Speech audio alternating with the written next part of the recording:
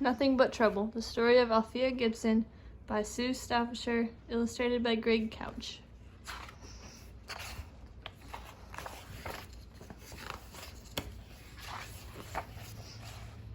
Althea Gibson was the tallest, wildest tomboy in the history of Harlem. Everybody said so. Her mama said, "Just give that child a nickel for a loaf of bread and see what happens. Soon as she catches sight of those boys playing stickball, my bread is long forgotten." Her daddy said, "That girl stays out so late playing basketball, she doesn't even come home some nights." Her teacher said, "Half the time she doesn't even return from recess. I'd see a lot more of Althea if I taught lessons on the playground." The policeman said, "She's a fast runner all right, but you can't make a sport out of nicking sweet potatoes. That's against the law." They all said, "Althea Gibson, you're nothing but trouble." Althea didn't care what they said. She knew somebody someday, somebody big, like Charlie Parker or Sugar Ray. In the meantime, just one thing to care about in this world, the game. Give her a stick, a paddle, a hoop, or a ball, and Althea Gibson was good to go. Buddy Walker was the play leader down on 143rd Street, where Althea lived. At night, he was a musician in one of Harlem's society orchestras. When Buddy watched Althea play poodle tennis, he didn't see nothing but trouble. No, sir, except maybe for the poor river ball. What he saw in Althea was pure possibility. Times were hard, but Buddy scrounged up enough money to buy Althea a string tennis racket at a second-hand store. It didn't look like much next to the big wooden paddle Althea normally used for street tennis. After she practiced a little, Buddy asked a friend at Harlem River tennis courts to play a few sets with her. As Althea covered the court, Buddy forgot all about the wild tomboy who roamed the streets of Harlem. What Buddy saw was music in the way she moved. Buddy wasn't the only one. Other players stopped their games to get a look at her. Althea saw the other players watching her. It felt good. It made her feel like she was somebody. "Althea," Buddy said after the game, trying to contain his excitement, "this is Juan Sorrell, a friend of mine. We have an idea." Juan Sorrell belonged to Cosmopolitan, the ritziest tennis club in Harlem. All the Sugar Hill Society people belonged there. "You play tennis here," Buddy told Althea. "You can make something of yourself." After the members of the club saw what Althea could do, Buddy and Juan convinced a few of them to pay for lessons, with the club's one-armed tennis pro, Fred Johnson. Fred tried to improve Althea's ways on and off the court. While Althea loved playing a new game on a big fancy court, she didn't like being told how to act. "Never said I wanted to be a fine lady," she complained to Buddy.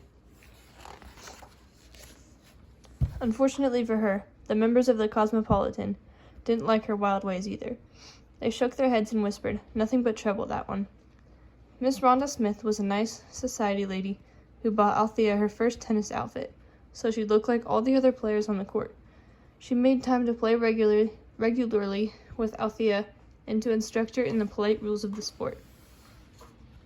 "Now, Althea, when a ball rolls loose on the court, you don't just bat it out of the way in any old direction. You send it back to the player it belongs to. That's how it's done in court tennis." "Oh, Miss Smith," Althea muttered, "can't we just play tennis?" Buddy tried to explain the importance of keeping cool. "You've got to decide, Althea. Are you going to play your game, or are you going to let the game play you? When I go to the jazz club, I play it like a tiger, but I wear a tuxedo." "Humph," Althea said, throwing her tennis racket on the ground. "I don't fit with these rich society folks. I'd rather punch somebody's lights out at Stillman's gym." Buddy said, "Althea, I still believe." A year later, Althea was in her first real tennis tournament. She played well, but she lost the finals to Nana Davis. "After I beat her," Nana told the reporters, "she headed straight to the grandstand without bothering to shake my hand. Some kid had been laughing at her, and she was going to throw him out. I tell you, Althea Gibson is nothing but trouble." It took me a good long time, but slowly Althea learned that wanting to slug her opponent as soon as she started losing her match made her a worse tennis player than if she kept her cool. With Buddy's help, Althea realized she could dress up in white and act like a lady and still beat the liver and lights out of the ball.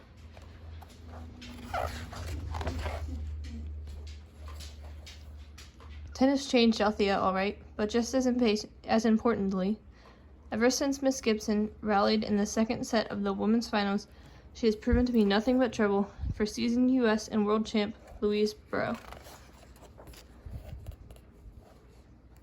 Althea changed tennis. She did it, ladies and gentlemen. She did it. Althea Gibson has won the championship here at Wimbledon's Center Court. With that, Althea Gibson became the first African American, man or woman, to ever compete and win in the coveted Wimbledon Cup, long considered the highest honor in tennis. And she never did forget the man who first saw the champion of the world in the wildest tomboy in Harlem. Tonight is the conclusion of a long and satisfying journey. It all started on one of New York's play streets when Buddy Walker, a play street supervisor, said, "Althea, I believe in you.